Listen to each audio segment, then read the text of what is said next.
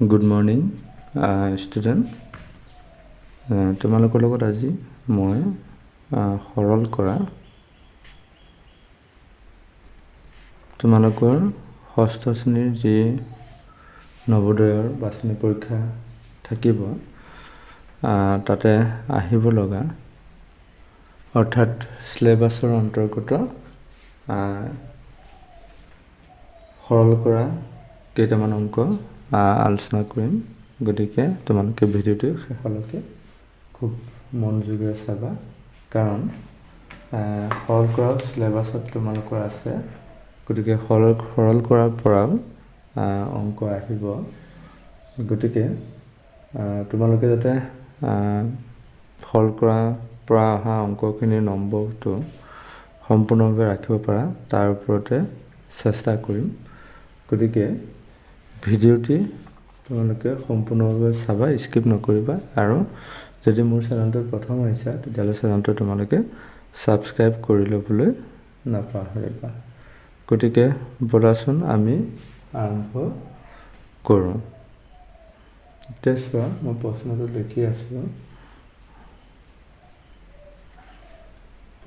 লিখি আছোঁ, তোমালোকে চোৱা।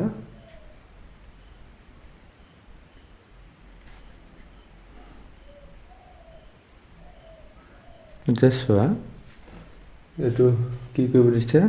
100 বিয়োগ বড় বন্ধনী আৰম্ভ, অৰ্থাৎ ডাঙৰ বন্ধনী আৰম্ভ, তাৰপিছত 88 মাইনাছ, তাৰপিছত সৰু বন্ধনী মাজু বন্ধনী আৰম্ভ 56 প্লাছ 30 সৰু বন্ধনী আৰম্ভ 32 মাইনাছ 16 সৰু বন্ধনী ক্ল'জ, মাজু বন্ধনী ক্ল'জ, বড় বন্ধনী ক্ল'জ।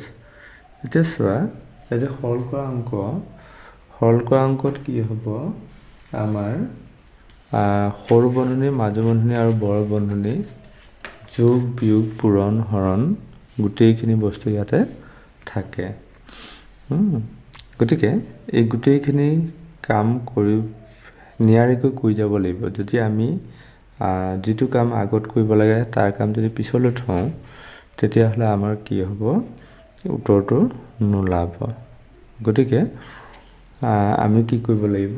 নিয়মটোৰ মতে আমি যদি আগবাঢ়োঁ তেতিয়াহ'লে আমাৰ কি হ'ব? উত্তৰটো ওলোৱাত আমাৰ সহজ হ'ব। গতিকে আমাৰ ইয়াতে উত্তৰকেইটা কি আছিলে চোৱাচোন। আমি উত্তৰকেইটা আগতে লিখি লওঁ। উত্তৰকেইটা আছিলে 1 নম্বৰ আছিলে 84, 2 নম্বৰ আছিলে 48, 3 নম্বৰত আছে 80, 4 নম্বৰত আছে 44 দেই।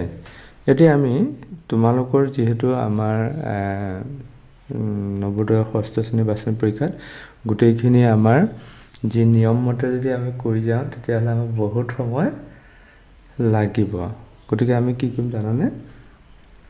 নিয়মটো বাদ দিওঁচোন বাৰু, আমি সোনকালে উলিয়াবৰ কাৰণে চেষ্টা কৰোঁ। প্ৰথমতে আমাৰ সৰু বন্ধনীৰ কাম, হয়নে? সৰু বন্ধনীত কি আছে? 32 বিয়োগ 16, অৰ্থাৎ 32 বা 16 বিয়োগ কৰিব লাগে। আমাৰ কিমান হ'ল? 16। এয়া 16 পাতিলোঁ হ'ল। 32ৰ পৰা 16ৰ পৰা 32ৰ পৰা 16 গ'ল, 16 দুগুণ 32 হয় নহয়? গতিকে 16 হ'ল। তাৰপিছত ইয়াত কি হ'ল? যেতিয়া আমি সৰু বন্ধনীৰ কামটো চেছ কৰি পেলালোঁ তেতিয়াহ'লে সৰু বন্ধনীডাল উঠাই দিলোঁ, দিয়াৰ লগে লগে কিমান হ'ল? 56 প্লাছ 16 এনেকৈ হ'লনে নাই? 56 প্লাছ 16 এইখিনি। গতিকে এই দুটা আমি এবাৰ প্লাছ কৰিলোঁ, কিমান হ'ল? 6 6 12 2 উকলিব 1, 5 1 6 1 7, 72। অৰ্থাৎ এইখিনি উত্তৰ কিমান ওলাই গ'ল? 72 এইখিনি উত্তৰ, হয়নে? এতিয়া 72, এতিয়া কিমান হ'ব? 88 মাইনাছ 72, 88 মাইনাছ 72 এনেকৈ হ'লনে নাই এইখিনি? গতিকে 88 মাইনাছ 72 কিমান হ'ব? ইয়াৰ পৰা 8ৰ পৰা 2 গ'ল থাকিল 6, তাৰপিছত 8ৰ পৰা 7 গ'ল থাকিল 1, 16। অৰ্থাৎ 100 মাইনাছ 16 এইটো কিমান হ'ল? 100 মাইনাছ 16 এইখিনি উত্তৰ আমাৰ কিমান হৈ গ'ল? 16 গতিকে ইয়াত হ'ল 100 মাইনাছ 16 গতিকে 100 মাইনাছ 16 হোৱাৰ লগে লগে আমাৰ কিমান হ'ল 84 এইটো 84 এইটো 84 উত্তৰ অৰ্থাৎ 1 নম্বৰটো ইয়াৰ উত্তৰ হ'ল এতিয়া আমি দীঘল নিয়মেৰে আমি কৰিবলৈ চাই লওঁ প্ৰথম আমি কেনেকৈ কৰিব লাগে জানি ল'লেহে আমি শৰ্ট ফৰ্মটো আমি ইউজ কৰিব পাৰিম গতিকে আমি চাওঁ আমাৰ প্ৰথম কি কৰিম আমি গোটেইখিনি পাতি যাম সৰু বন্ধনীৰ কামখিনি কৰিম অৰ্থাৎ 100 বিয়োগ বৰ বন্ধনী আৰম্ভ 88 মাইনাছ মাজু বন্ধনী আৰম্ভ 56 প্লাছ এতিয়া এইখিনি কাম কৰাৰ লগে লগে এই বন্ধনীডাল আমাৰ কি হ'ল নাইকিয়া কৰিব লাগিব এটা 32 বিয়োগ 16 অৰ্থাৎ 16 গ'ল এটা মাজু বন্ধনী ক্লোজ বৰ বন্ধনী ক্লোজ এটা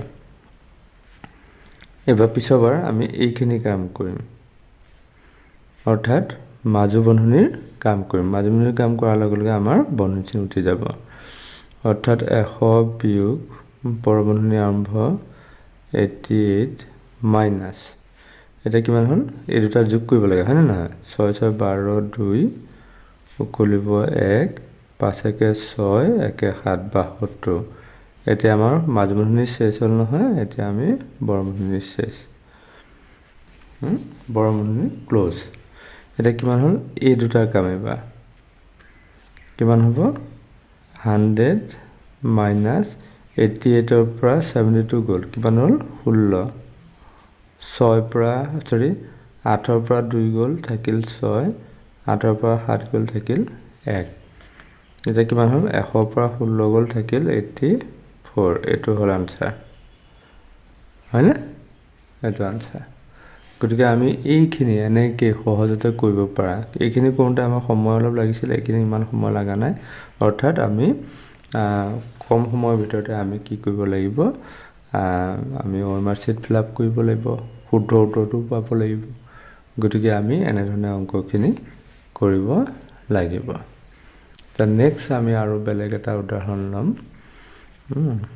বেলেগ এটা উদাহৰণ লওঁ অংক লওঁ তোমালোকে খালি মনোযোগ দি চাই যোৱা আমি কেনেকৈ কৰিছোঁ 90 মাইনাছ বৰ বন্ধনী আৰম্ভ হৈছে তাৰপিছত 90 মাইনাছ মাজু বন্ধনী আৰম্ভ হৈছে 45 প্লাছ তাৰপিছত আমাৰ কি হ'ল সৰু বন্ধনী আৰম্ভ হৈছে 45 তাৰপিছত হৰণ 15 তাৰপিছত সৰু বন্ধনী ক্লোজ মাজু বন্ধনী ক্লোজ বৰ বন্ধনী ক্লোজ কিমান 90 মাইনাছ 45 প্লাছ 45 হৰণ চিন 15 এটা এতিয়া আমাৰ উত্তৰকেইটা কি আছিল আমি চাই লওঁ উত্তৰকেইটা হ'ল প্ৰথম 80 দুই নম্বৰতে আছে 84 তিন নম্বৰতে আছে 48 চাৰি নম্বৰতে আছে 40 এইকেইটা হ'ল উত্তৰ এতিয়া আমি আগৰ নিয়মতে আমি আকৌ যাম এইটো কৰিম আগত কিমান হ'ল 45ক 15 হৰণ 3 15 45 অৰ্থাৎ 3 এইখিনি উত্তৰ 3 গতিকে 45 যোগ 3 এটা এইখিনি 3 হ'ল অৰ্থাৎ 45 যোগ 3 এই মাজু বন্ধনীৰ কাম গতিকে 45 আৰু 3 কিমান হ'ল 48 এইখিনি উত্তৰ হ'ল 48 অৰ্থাৎ 90 মাইনাছ 48 90 মাইনাছ 48 এতিয়া 90 মাইনাছ 48 হ'লে কিমান হ'ল 10 পৰা 8 গ'ল থাকিল 2 হয়নে ইয়াত থাকিলে 8 পৰা 4 গ'ল থাকিল 4 অৰ্থাৎ 42 হয় নহয় অৰ্থাৎ 90 মাইনাছ 42 এবাৰ হ'ল 90 মাইনাছ 42 এতিয়া কিমান হ'ব 48 হৈ গ'ল হয়নে 10 পৰা 2 গ'ল থাকিল 8 তাৰপিছত ইয়াত থাকিলে 8 8 পৰা 4 গ'ল থাকিল 4 অৰ্থাৎ 48 3 নম্বৰটো হ'ব ইয়াতে আনসাৰ হয়নে এতিয়া আমি কৰি চাম এটা এতিয়া আমি পাতি যাওঁ 90 minus 45 প্লাস এটো 3 হয়নে এতিয়া সৰু বন্ধনী নাইকিয়া হৈ গ'ল মাজুনি থাকিল 90 বিয়োগ এতিয়া আকৌ 45 3 48 হয় না মাজুনি শেষ এতিয়া বড় বন্ধনী ক্লোজ তাৰপিছত 90 মাইনাস এটা 90 পৰা 48 গুচি গ'ল 42 থাকিল এটা তাৰপিছত কিমান হ'ল 90 পৰা 48 বিয়োগ হ'ল 48 থাকিল এইটো হ'ল আনসাৰ হয়নে এতিয়া এই এনে ধৰণে আমি কি কৰিব লাগিব হৰল কৰা অংকখিনি আমি কৰিব লাগিব গতিকে চোৱাচোন আমি এনেকৈ আমি হৰল কৰা অংকখিনি কৰিব লাগিব আৰু পৰৱৰ্তী সময়ত আৰু উদাহৰণ আমি ল'ম গতিকে কেনেকুৱা পালা ভিডিওটো জনাবা আৰু যদি প্ৰথম হৈছে তেতিয়াহ'লে চেনেলটো সাবস্ক্ৰাইব কৰি লোৱা কাৰণ আমাৰ যি নবোদয় পৰীক্ষা আমাৰ ষষ্ঠ শ্ৰেণীৰ আহি আছে তাত যাতে তোমালোকে ভাল ফল দেখাব পাৰা তাৰ কাৰণে এই চেনেলটোত আমি সদায় চেষ্টা কৰি থাকোঁ গতিকে চেনেলটো সাবস্ক্ৰাইব কৰি লৈ তোমালোকে মোৰ চেনেলটোৰ দ্বাৰা অনুশীলনখিনি কৰিব পাৰিবা আৰু নবোদয়ৰ গোটেই বাতৰিখিনি তোমালোকে পাই থাকিবা গতিকে আজিলৈ আহোঁ পৰৱৰ্তী সময়ত লগ পোৱাৰ প্ৰতিশ্ৰুতিৰে বাই বাই